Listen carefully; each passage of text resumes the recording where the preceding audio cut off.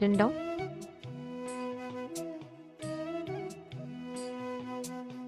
Okay, now understand, when learning about Mahasadashiva, one thing that all of us are going to be understanding or manifesting today, the experience that we're going to be manifesting today, is when the Panchakrityas, the understanding of Srishti, Sthiti, Samhara, Trobhava, all of that happens, we start manifesting the experience in our inner space.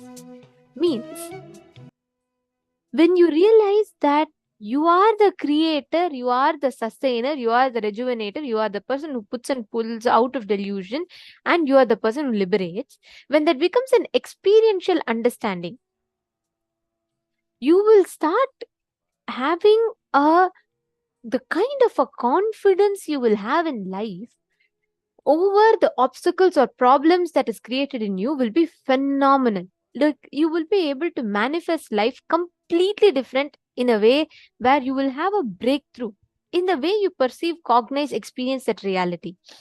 Ma Geetanjali Khanna is saying, Ma, I feel there's an individual independent energy. I have experienced it. Who knows? I will see or face it after death. But as Swamiji's words go, I will aspire for Shivatva or just enjoy rebirth. Ma Geetanjali, you should know, at the end of the life, Swamiji will give you a choice. You can choose to be born and you can choose to merge into Paramashiva. And whatever cognitions you ferment now, see, at the time of death, you will not have your logic working. Your logic will fail by then, which means you will not have some intelligence in you which will say, hey, you know what, you should make this choice. Probably no. It will just, nothing will work. It will just go as per that moment what you choose, you will go with the flow of that. So at that time, whatever you choose, that's what you will manifest. If you ferment the right powerful cognitions about life, you will manifest that as a reality for you. Okay? So today the power we are all going to be manifesting is the power of consciousness over matter, which means by your conscious will, you being able to move the matter in front of you. When you bring the conscious will, when you manifest the experience, oneness, Paramadvaita, the way you experience the reality will be very different. See, when you know you are the one who's creating, you are the one who's sustaining, when you experience Mahasadashiva in you, you will experience reality as something as part of your play. Like, for example, let's say you are making a drawing or you are writing something. Because you are writing something, you are creating a story. If you are writing a story, you know you have the freedom. Even if you don't want a character to be a certain way, you can say change the character. Same way, the whole life, when you realize it's your creation, you will know anytime you want, you can change it. That is why we are manifesting the power of consciousness over matter now. Okay. So what we are going to be doing is, I request every one of you to please bring a cup of water. You're going to be putting a blade of grass or a rice grain in it. You're going to be manifesting the power of consciously moving the blade of grass as per your will. Okay. So keep the needle or something, it should float in the water. It should not be something that's sinking. Keep it floating in the water. You're going to be moving that object as per your will. Typically, we have to put our hand to move it, right? But right now, just through your will, without the physical contact, you're going to be moving that object. Catching it? Come on. Please place a cup of water. I request all of you to chant the Mahavakya. Let us start the manifestation. Please sit straight. Paramashivoham. Om Nithyananda. Paramashivoham. Om Nithyananda. Paramashivoham. Om Nithyananda. Paramashivoham. Om Nithyananda. Paramashivoham. Om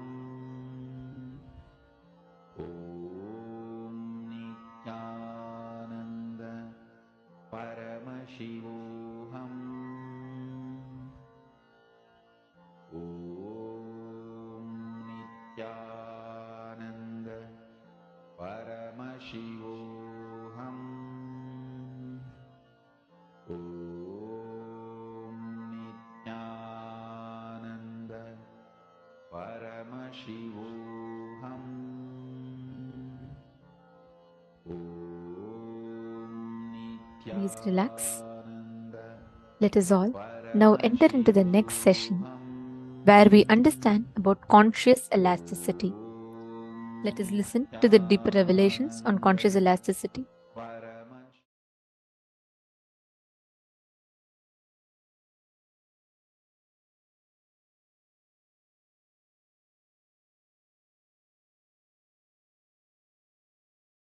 Understanding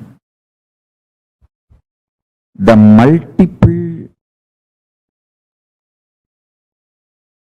dimensions of your existence can coexist without chaos and prioritizing simultaneously, spontaneously in you makes you chaos free, stress free, tiredness free, incompletion free, worry free. Listen, I'll explain.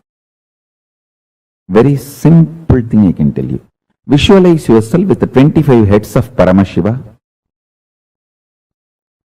75 eyes. Now decide all your problems, difficulties, business, everything. You will think through these 25 heads and find solution. Please listen.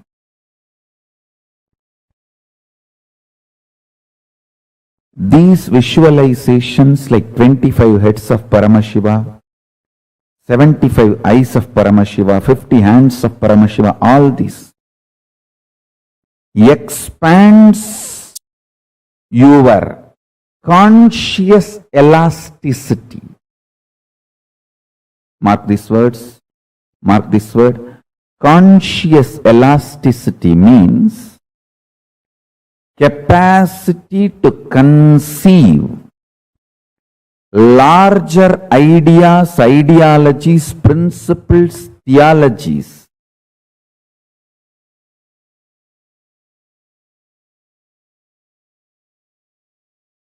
Let me come back to the subject I was talking. Visualize you with 25 faces. I tell you, every day you are also doing all these 25 actions. You are creating something, you are maintaining something, you are rejuvenating something, you are pulling yourself out of delusion sometimes, you are liberating yourself sometimes. All these 25 actions you are also doing, but with a lot of conflict, stress, friction, fight, internal chaos, because you do not understand all these 25 can coexist in a very orderly way. If you can organize your inner space, and understand this 25 constantly is happening in you in a very orderly way. Please understand, this next 24 hours, I want to dedicate this. I want to dedicate it to this one principle. All of you sit and pen down, think, do Vakyartha Sadas on this one principle. How you are doing all these 25 actions of Paramashiva in your life every day. Understand? Macrocosm is Paramashiva, microcosm is you. You are the microcosmic version of macrocosm Paramashiva. Brahmanda is in Pindanda. Brahmanda is Paramashiva. You in your body, in your Pindanda, is direct version, reflection, representation of that Paramashiva in all his glory, capability, possibility and powers. You are blueprint of Paramashiva. Conscious elasticity. If you visualize you with all these 25 phases of Paramashiva, the different aspects of your life, your capacity to keep everything integrated to your consciousness is conscious elasticity. If you feel these 25 phases, heads of Paramashiva is on your head, the neck muscle actually keeps all the heads integrated to your body. Same way, the conscious elasticity is the neck muscle keeps all these 25 phases and paces of you, keeps integrated to your consciousness. Understand? All of us are doing these 25 activities. You are creating, maintaining, maybe in small scale, destroying, putting in delusion, pulling out of delusion, liberation. All of us are doing. See, when you give a consolation, a loving smile, or a simple loving hug to a friend, you are liberating that person from suffering. So every day, knowingly, unknowingly, all of us are doing all these 25 activities. If you are in chaos, disorganized, you suffer as bandha jiva, bound soul. If you become organized, understand these 25 phases of you is part of you and integrate them. By building a conscious elasticity, you become Paramashiva. Unclutching strengthens your conscious elasticity. Your ability to be a creator or rejuvenator or liberator or destroyer or deluder, all your dimensions will be in sync if you know how to be unclutched. By more and more unclutching, build conscious elasticity. That's the essence of today's satsang.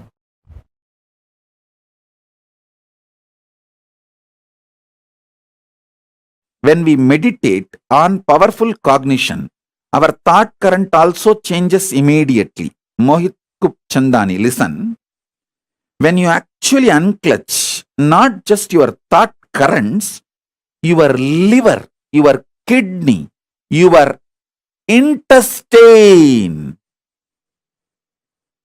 the very elasticity and plasticity of your brain changes. Listen, youth means whose brain still retains the elasticity and plasticity for the new, exciting, enlightening life, intense life. Youth has nothing to do with based on your date of birth, year of birth. Youth means whose brain is plastic enough, elastic enough to manifest the grooves, to radiate enlightenment, excitement, intensity, joy, life positivity is youth.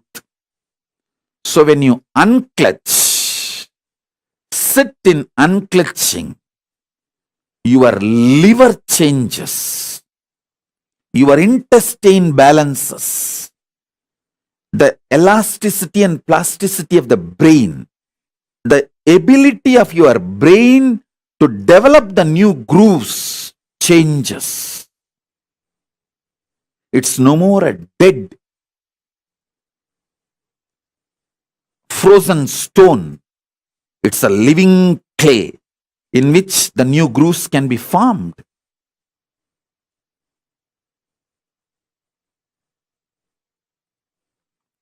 Youth is a person who can get inspired, who can get excited, who can really awaken himself for developing the grooves of enlightenment.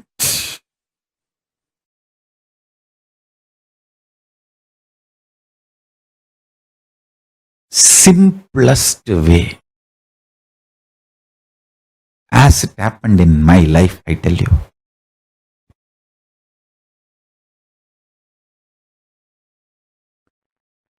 I just know my Guru is Paramashiva and I am committed to him. I'll do it. That's it. Understand?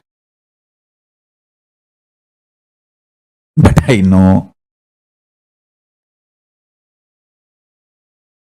I will be integrated to my Guru and my commitment to my Guru, and not even one second iota of doubt or idea of not doing even appeared. Forget about that thought appearing and then me consoling and denying and saying, no, there is no internal struggle. I just know I am committed to my Guru and I will do it.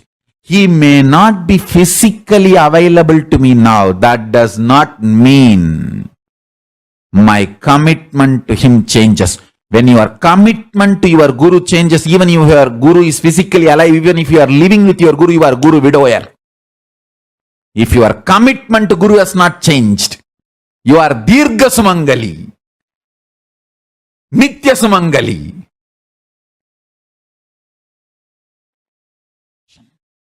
I am committed to my Guru and his word to revive the enlightened civilization, KAILASA on the planet Earth. I'll do it.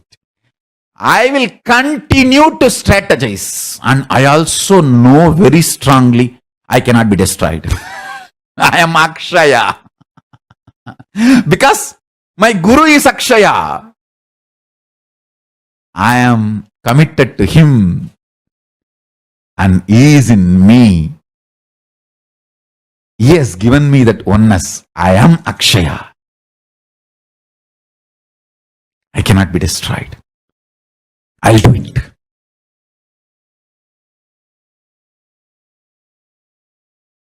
And I am successful in making it happen.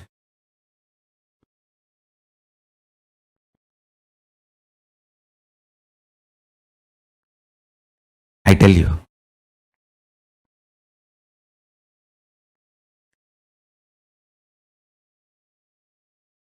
Fundamentally, enlightenment is too simple. The identity you cognize as you just needed to move from pi of destructive individual identity to pi of Paramashiva. See, your foundation software, that binary code is destructive, powerless ideas, concepts, cognitions. If we wake up to the powerful cognitions,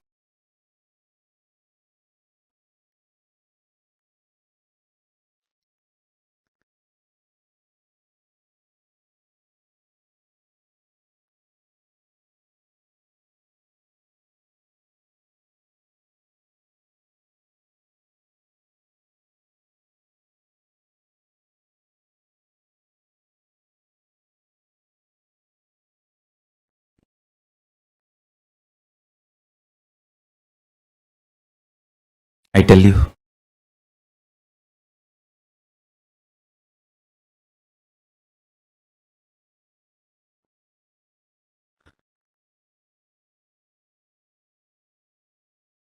the whole being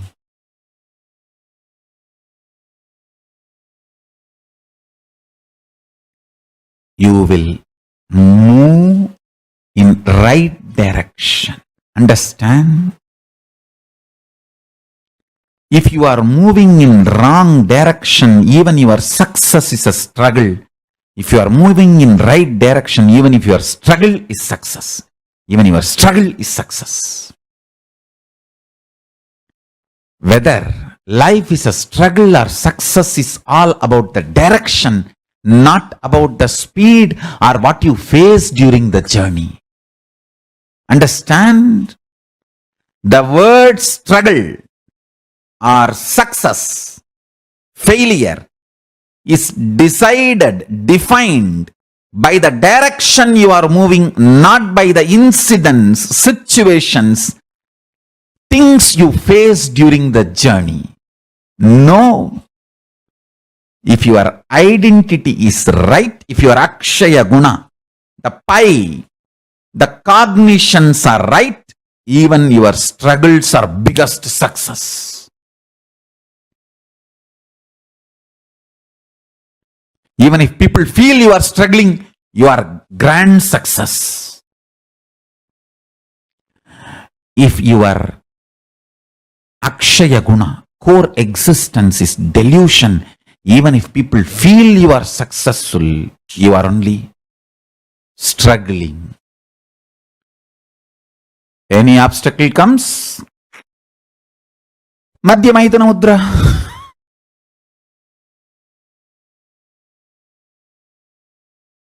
Neither internal nor external obstacles can come. No. Over. Understand? I can negotiate with whole world for my Guru, but no question of negotiating with my Guru. I'll conquer the whole world for my Guru. No question of even looking up to see his face, only feet. Understand?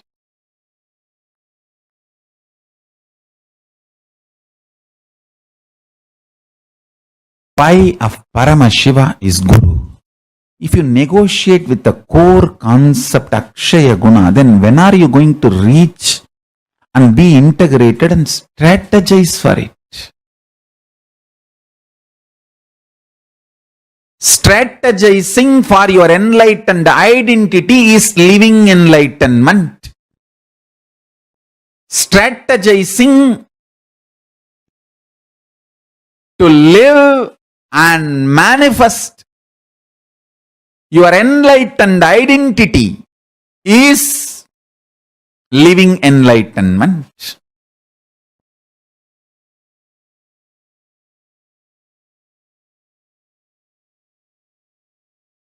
listen now very carefully.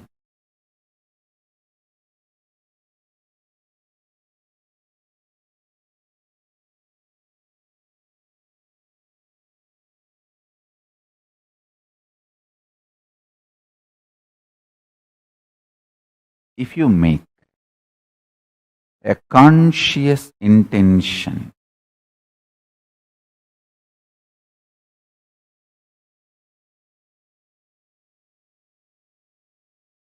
how your body should be, mind should be, you should be,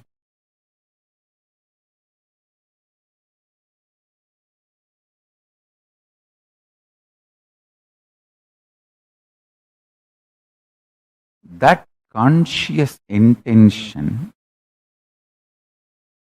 is the reality of you in the highest cosmic space, Kailasa, the state of Turyatita. So, once you make a conscious intention, after that, all the time you rest within you, unclutch. That conscious intention starts exploding in you.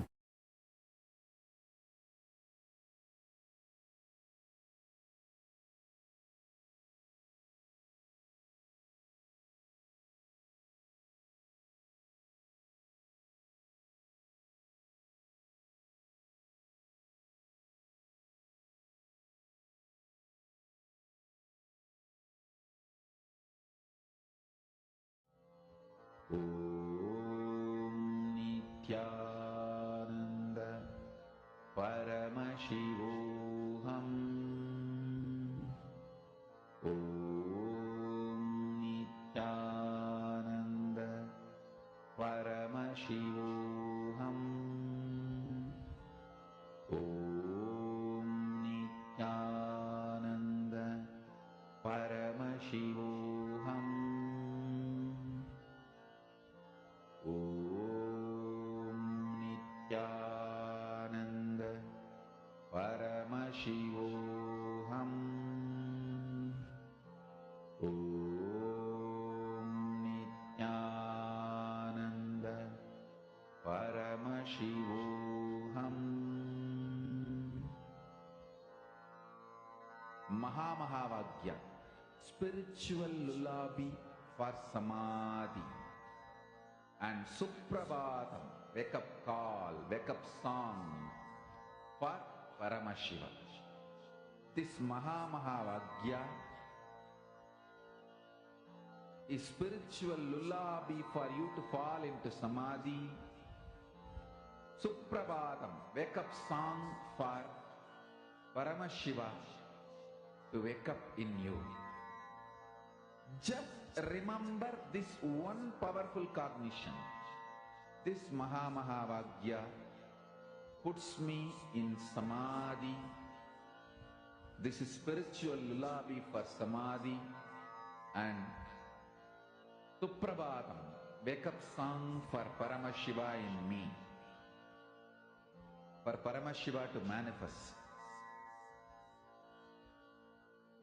With this one spiritual powerful cognition, chant this Mahavagya.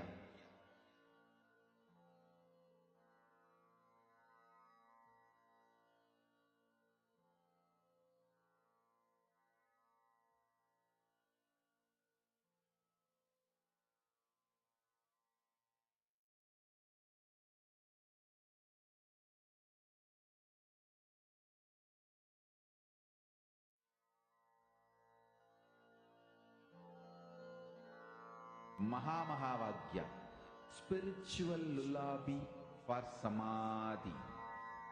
And Suprabhatam, wake up call, wake up song for Paramashiva. For Paramashiva to manifest. With this one spiritual powerful cognition, chant this Mahavagya. Om Nithyananda Paramashivoham. Om Nithyananda Paramashivoham. Om Nithyananda Paramashivoham. Om Nithyananda Paramashivoham.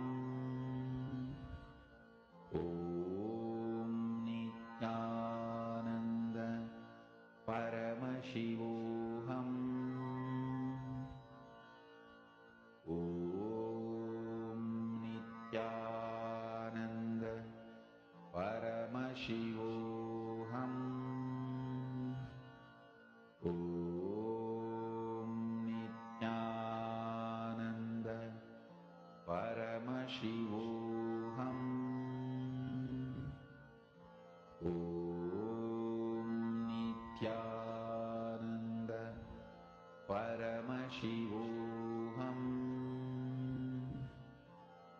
Om Nithyananda Paramashivoham. Om Nithyananda Paramashivoham. Om Nithyananda Paramashivoham.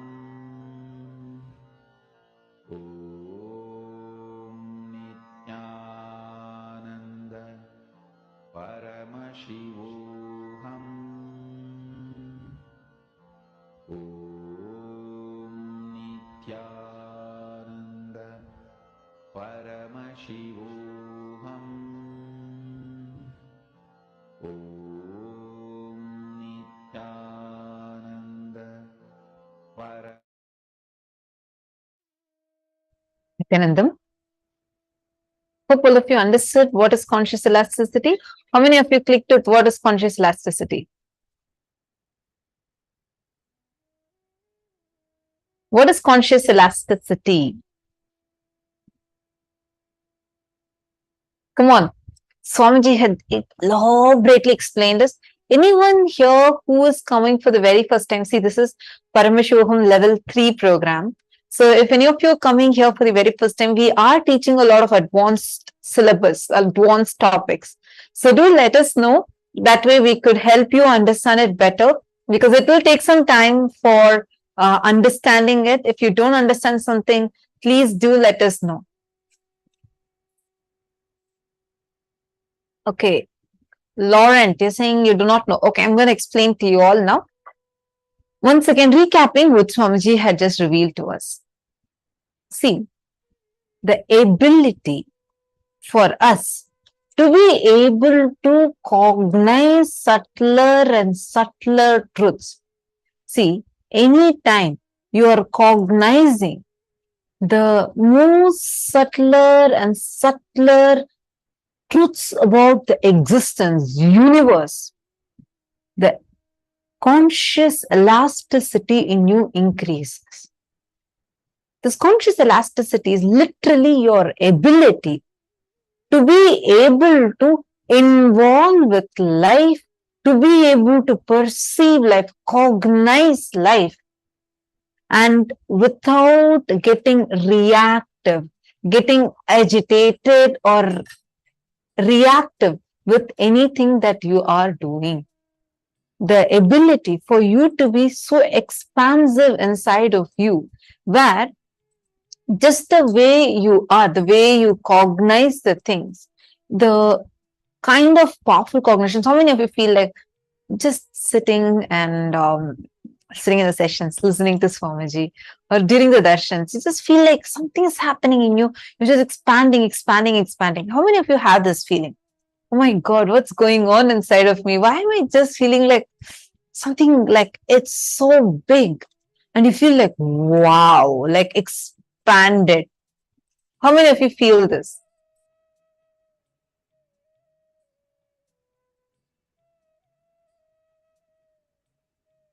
Take a few minutes and share.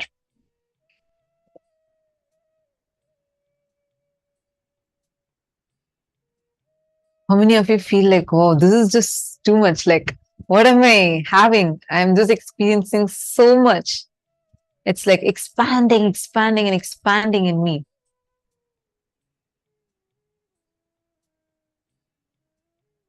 That feeling is coming because the conscious elasticity in you is increasing.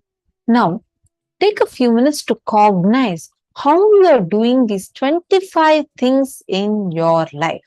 How are we all doing this 25 into 25 in our lives? Because when we understand that, that is when we understand about how we are how that literally you'll feel that expansion happening. Just in the previous internalization exercise, all of us did this, right? We all went through and wrote down what is that 25 into 5 into 5, and how the 25 things are happening inside of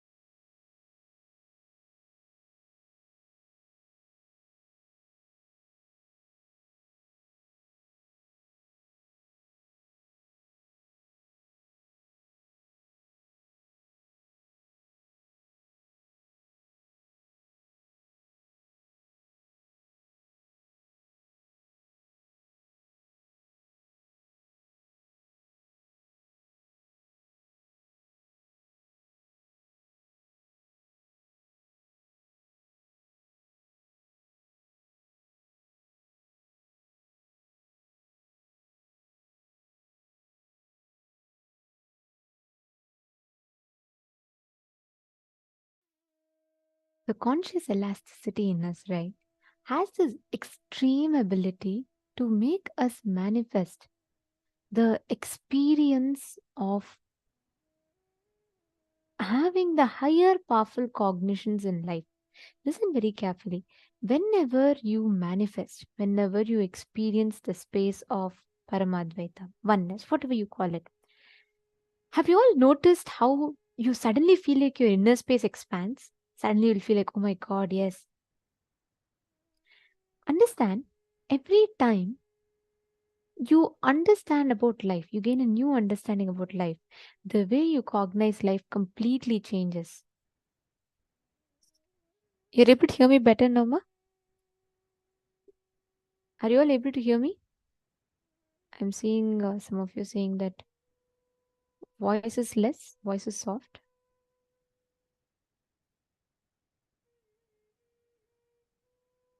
Is this better?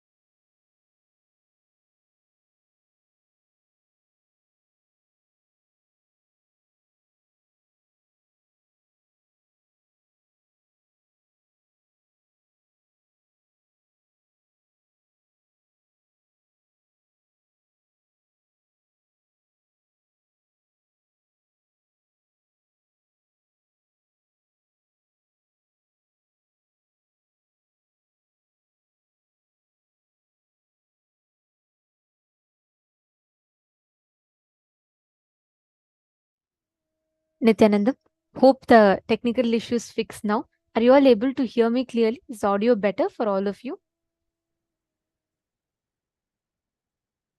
Nithyanandam.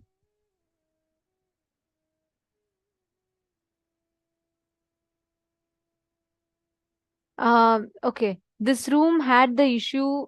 Yes. Ma Jessica and Ma Vimala, I'm sorry, Ma. We have muted Ma Michael. We have muted Michael Borowski. I request all the participants to please mute yourselves. Please check. Do not unmute. Yes. So now you will all not have this issue anymore.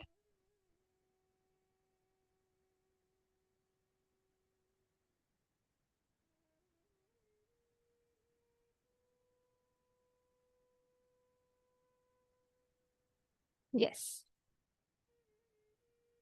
Now it will be fixed. Ma Prema Karani. Okay. Thank you. Ma Virupaksha. You should tell. You should certify. You're the first person to notify, so you should be the first person to certify if the voice is proper for you or not. Okay.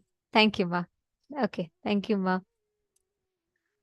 All right. So now I apologize for that and will be aware of the volume.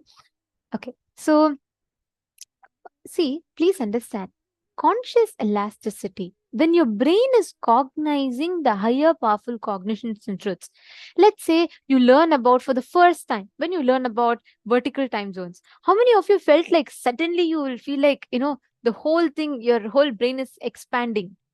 How many of you experienced that when you listened to for the first time and when you learned about it, when you understood, you suddenly felt as if like, oh my God, there's so much and you're expanding.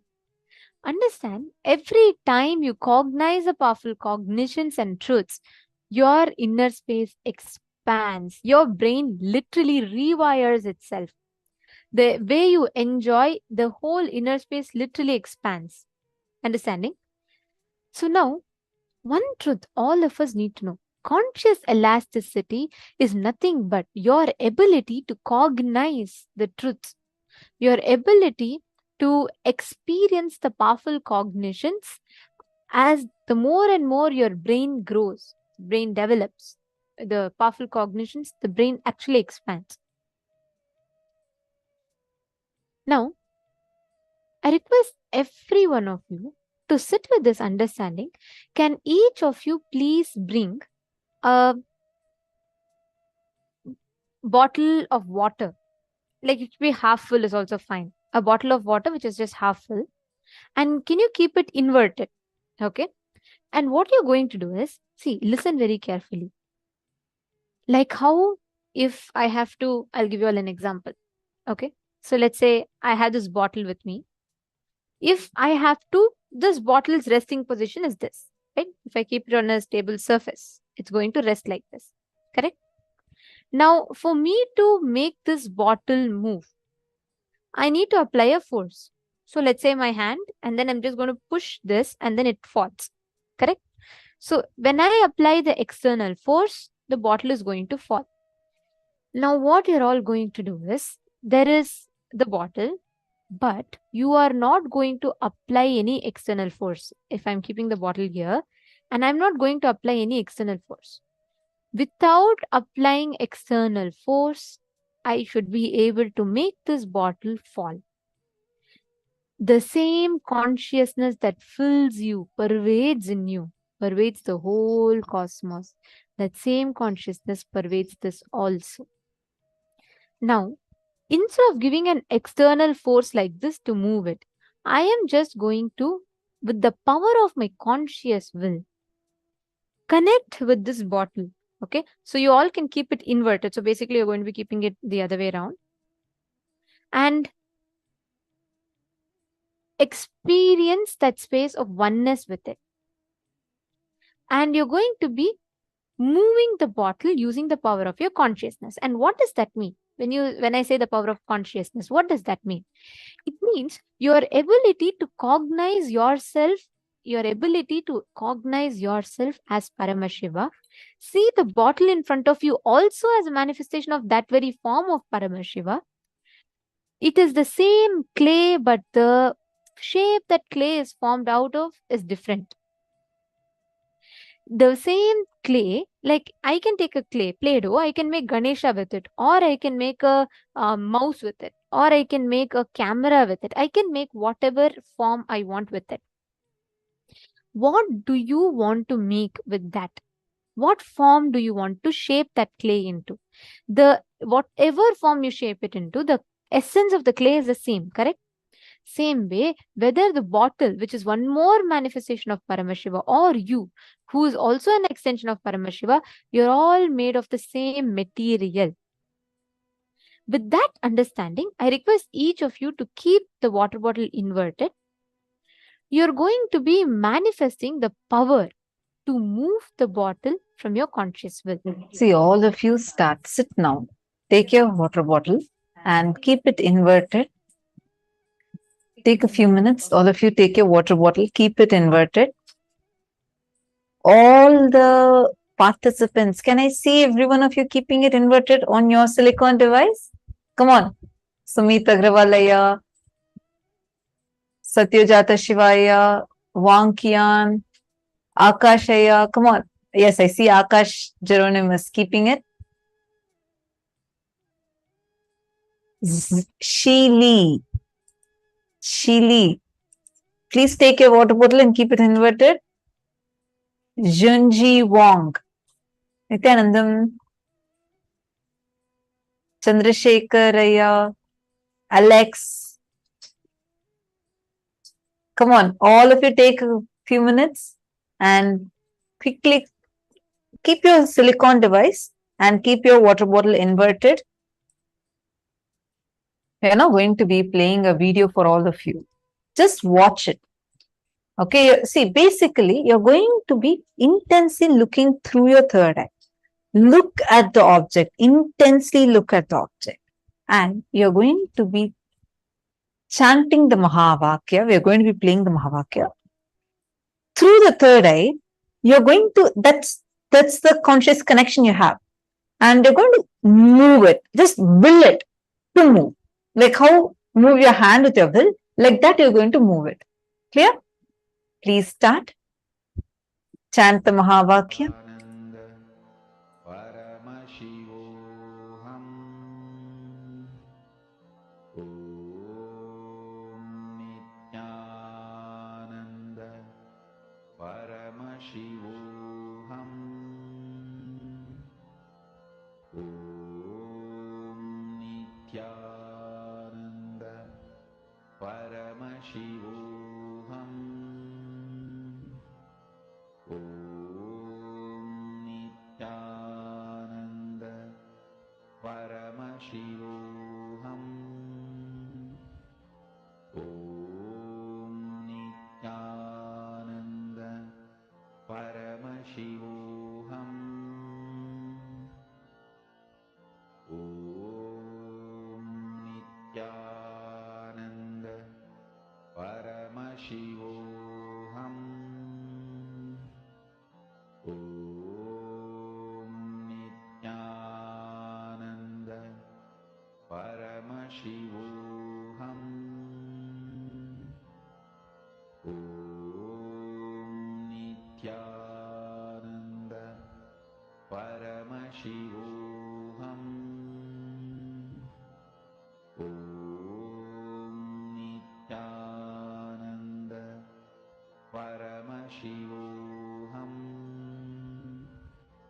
Om Nithyananda Paramashivoham. Om Nithyananda Paramashivoham. Om Nithyananda Paramashivoham. Om Nithyananda Paramashivoham. Om Nithyananda Paramashivoham. Om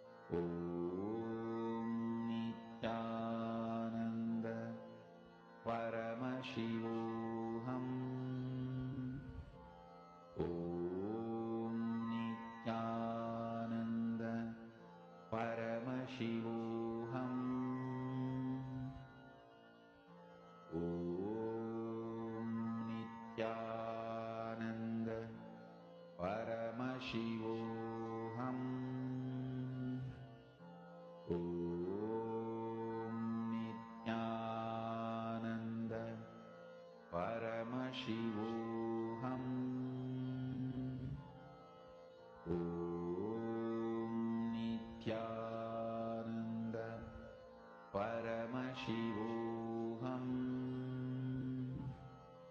Om Nithyananda Paramashivoham. Om Nithyananda Paramashivoham. Continuously chant the Mahavakya, and I request, I see many of you are not focusing, you're getting distracted. See, listen very carefully. It's not about you concentrating, you don't need concentration for manifesting powers, but you need to bring that space of oneness. Concentration is not required for you to focus on the object, put stress, no. Sit in a relaxed manner. It doesn't matter like what you're, like, it's not about the focus or anything, but it is about you ensuring again and again the space of oneness inside you. And what do I mean by that? Just remind yourself the powerful cognition that Swamiji explained right now. Remind yourself exactly that. How that powerful cognition you can apply right now. And experience yourself as Paramashiva, the manifestation in front of you also as Paramashiva. Beautiful. I can see Ma Agama Priya is manifesting. Ma Jayanti Kanagaratnam is doing. All the others, please could you all put your water bottle? Nithyanandam. See, when you watch this video, why I'm playing this video is when you watch this video, your brain will start cognizing, oh my God, if for that person it is possible, then for me also it is possible. The mirror neurons will happen. So sincerely sit, I request all of you to manifest. Please place a water bottle. Can I request all of you to please place a water bottle in front of you?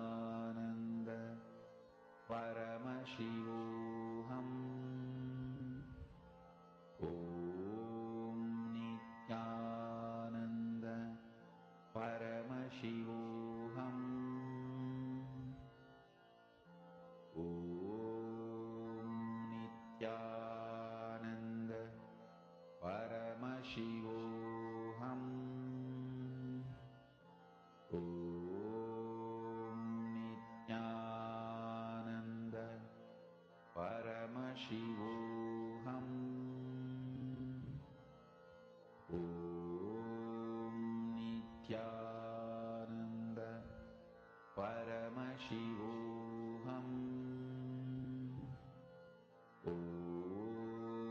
Nithyananda Paramashivoham. Om Nithyananda Paramashivoham. Om Nithyananda Paramashivoham. Om Nithyananda Paramashivoham. Om Nithyananda Paramashivoham.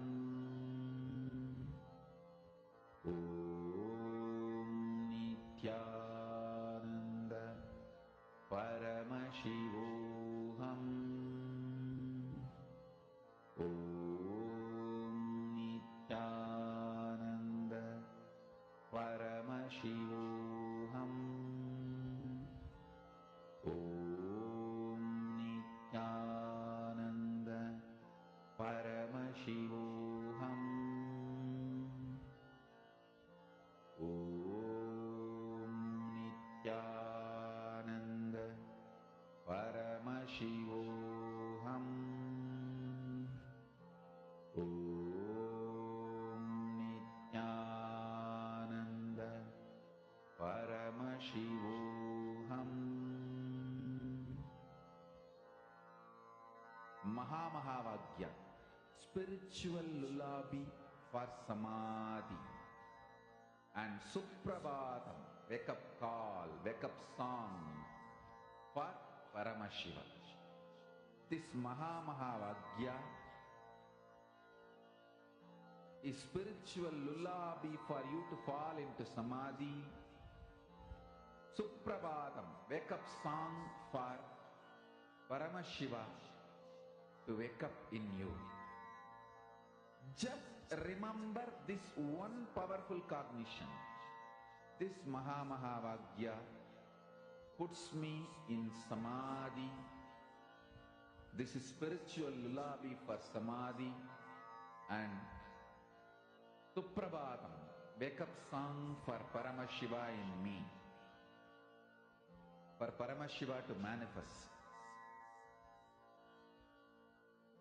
With this one spiritual powerful cognition, chant this Mahavagya.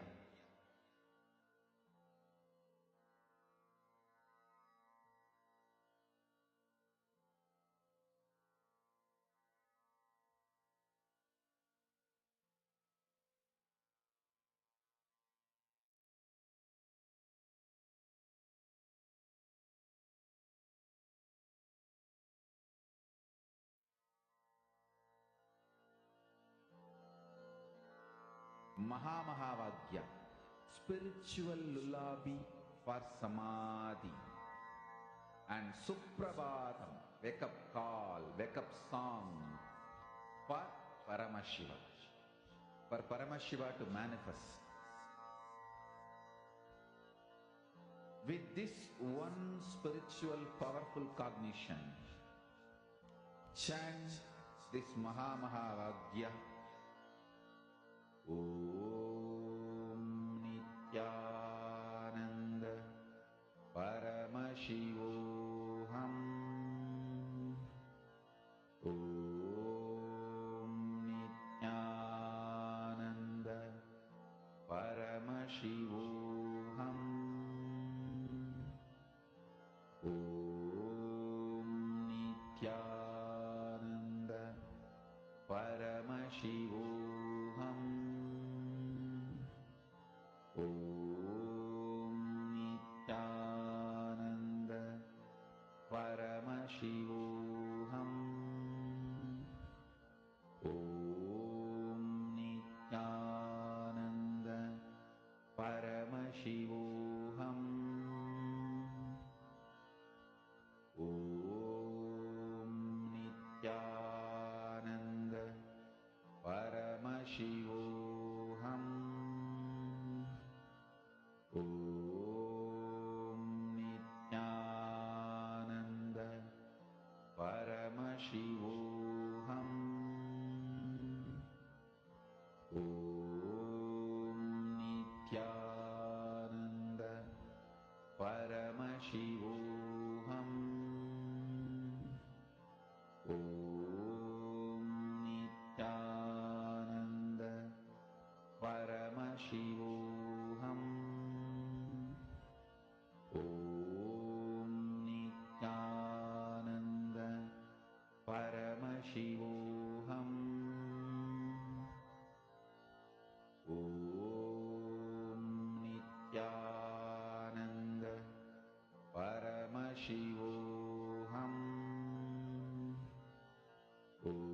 Nithyananda Paramashivoham. Om Nithyananda Paramashivoham.